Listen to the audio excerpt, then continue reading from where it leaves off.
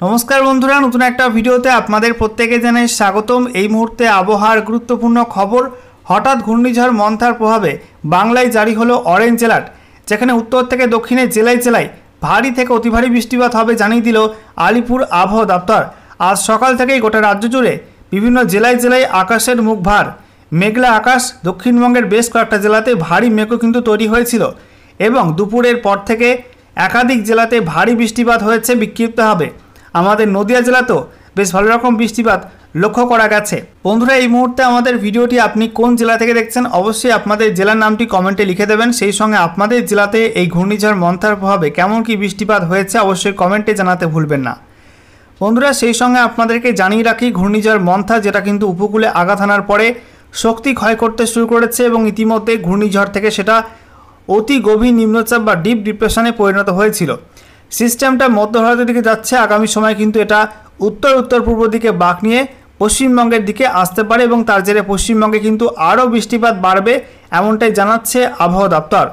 তো বন্ধুরা, আজকের ভিডিওতে আমরা বিস্তারিত আলোচনা করব যে আলিপুর আবহাওয়া দপ্তর থেকে নতুন করে যে স্পেশাল বুলেটিন জারি করা হয়েছে সেখানে কি কি আপডেট দেওয়া হলো, নতুন করে কি কি ওয়েদার ওয়ার্নিং দেওয়া হয়েছে উত্তর থেকে দক্ষিণে 23টা জেলার জন্য, লেটেস্ট স্যাটেলাইট ইমেজ কি আপডেট দিচ্ছে, কোন কোন অঞ্চলে কেমন কি মেঘ রয়েছে এবং আগামী সময়ে ভারী বৃষ্টির সম্ভাবনা, অতি ভারী বৃষ্টির সম্ভাবনা কোন কোন জেলায় কি কি বলা হয়েছে সেগুলো আপনাদেরকে জানাবো।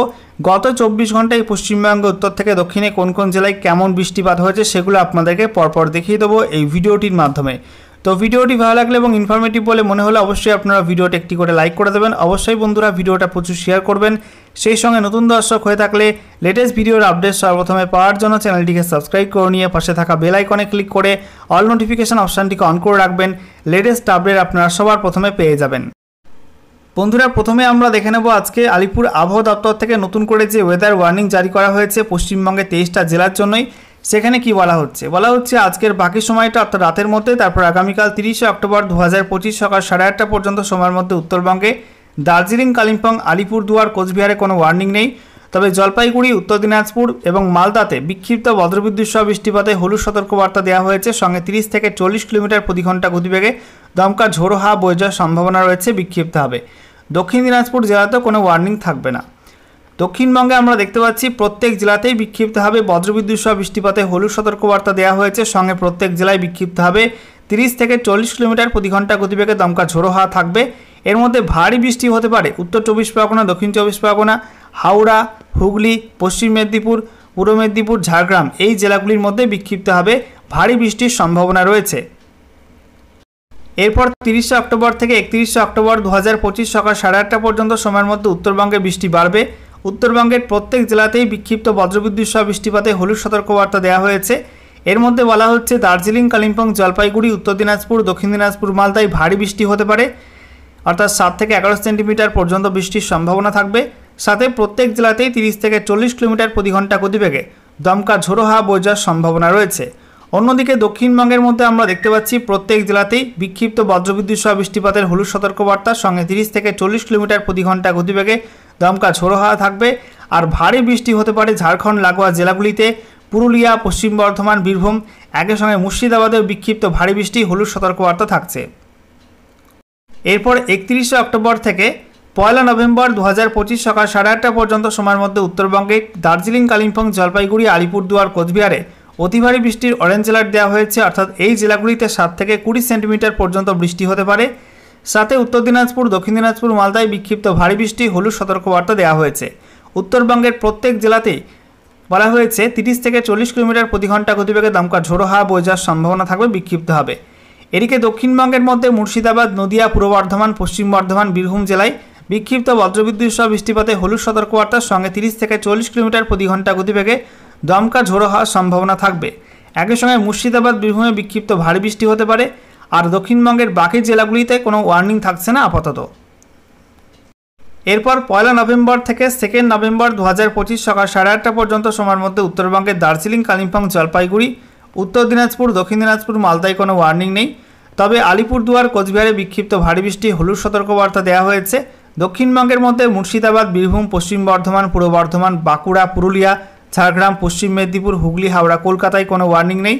তবে নদিয়া, उत्तर এবং দক্ষিণ চব্বিশ পরগনা এবং পূর্ব মেদিনীপুর জেলায় বিক্ষিপ্ত বজ্রবিদ্যুৎ সহ বৃষ্টিপাতে হলুদ সতর্কবার্তা জারি করা হয়েছে। সঙ্গে ঝোড়ো হাওয়া থাকতে পারে কোথাও কোথাও 30 থেকে 40 কিলোমিটার প্রতি ঘন্টা গতিবেগে।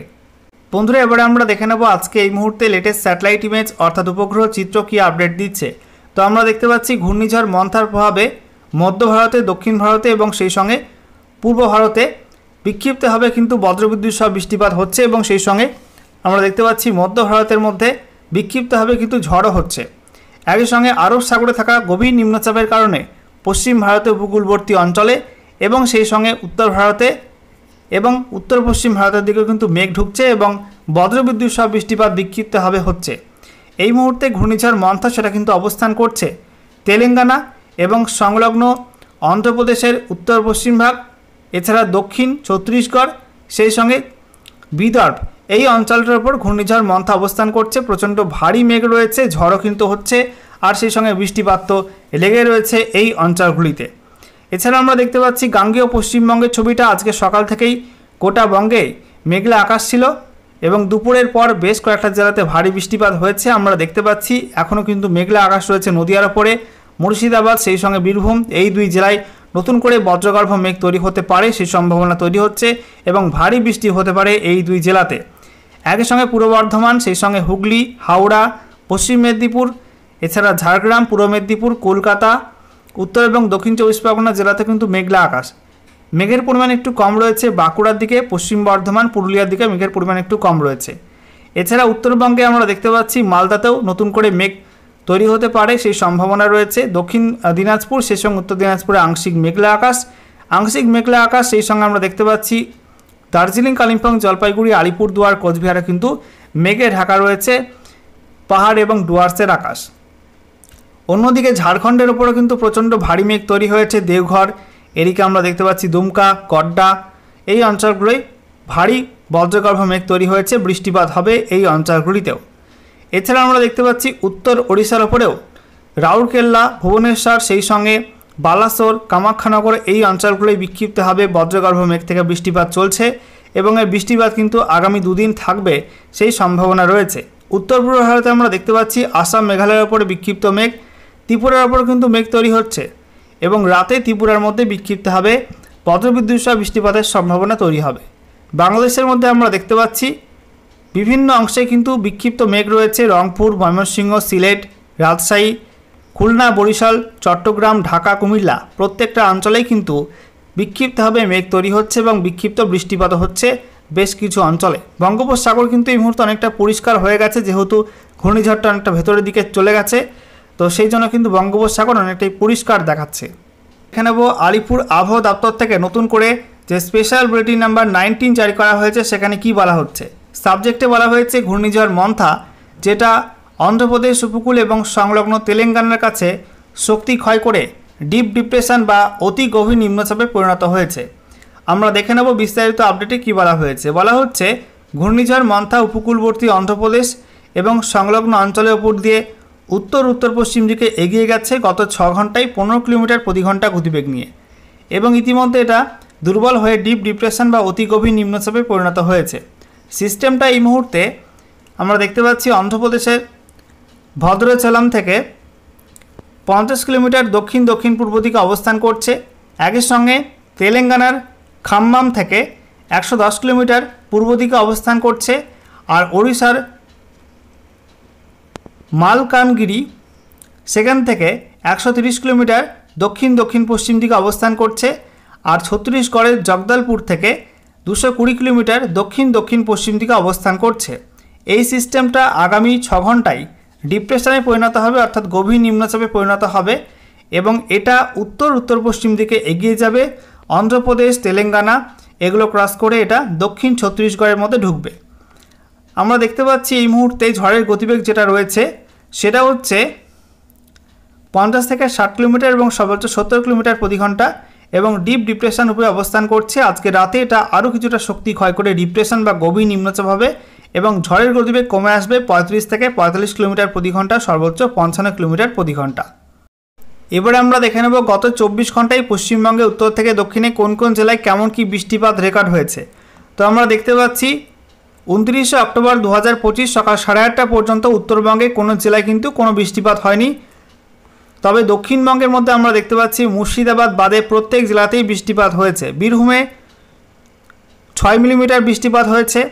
সেই সঙ্গে আমরা দেখতে পাচ্ছি পশ্চিম বর্ধমান 9.5 mm, তারপরে নদিয়াতে 9.6, পূর্ব বর্ধমান 9.4, বাঁকুড়া 26 mm, পুরুলিয়া 24.2, হুগলি 33.4, উত্তর 24 পরগনা 3.5, হাওড়া 12.3, কলকাতা 1.3, দক্ষিণ 24 পরগনায় 25.4, পূর্ব মেদিনীপুরে 64.1, পশ্চিম মেদিনীপুরে 32.1, ঝাড়গ্রামে 16.5।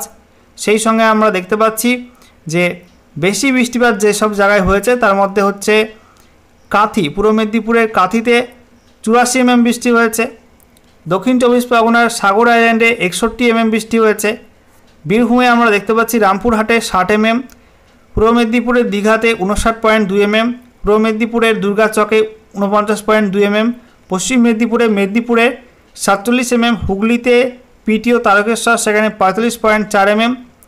এছাড়া পুরুলিয়ার পুরীহাসনা সেখানে 36.2 mm, পশ্চিম মেদিনীপুরে মোহনপুরে 31.6 mm, পুরুলিয়ার ফুলবেড়িয়াতে 31.4 mm, পুরুলিয়ার তুসুমাতে 29.6 mm, বাঁকুড়াতে আমরা দেখতে পাচ্ছি 28.8 mm, বাঁকুড়ার মধ্যে কংসাবতী ড্যামে 27.2 mm, পশ্চিম মেদিনীপুরে এএমএফইউ খড়গপুর সেখানে 26.8 mm, নদিয়াতে দেবগ্রামে 26.4 mm, দক্ষিণ 24 পরগনার মধ্যে কাকদ্বীপ এএমএফইউ সেখানে 25.3 mm এবং পূর্ব বর্ধমানে মন্তেশ্বরে 22.8 mm বৃষ্টিপাত রেকর্ড হয়েছে। তো মূলত দক্ষিণবঙ্গের মধ্যে এই অঞ্চলগুলোই বেশি বৃষ্টিপাত রেকর্ড হয়েছে। কলকাতায় আমরা দেখতে পাচ্ছি বৃষ্টিপাত ছিটেফোঁটা হয়েছে 1.3 mm গতকাল। সেই সঙ্গে আমরা দেখতে পাচ্ছি সর্বোচ্চ তাপমাত্রা ছিল 32.9 ডিগ্রি সেলসিয়াস এবং সর্বনিম্ন তাপমাত্রা ছিল 27 ডিগ্রি সেলসিয়াস।